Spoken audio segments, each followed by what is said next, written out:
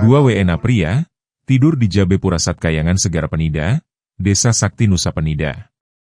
Kejadian ini terekam video warga, dan viral di media sosial. Informasi yang diperoleh di lapangan menyebutkan, kedua WNA ini, diduga tidak melakukan pakemitan di Pura. Pasalnya, keduanya tidak mengenakan kamen sebagaimana lazimnya umat yang melakukan kegiatan keagamaan.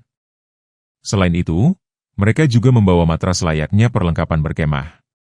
Aksi dua WNA yang disebut-sebut berasal dari Rusia ini, langsung menuai sorotan warga setempat.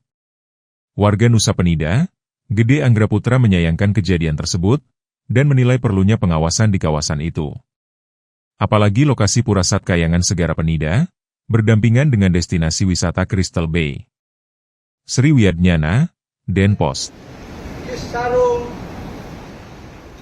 just like this.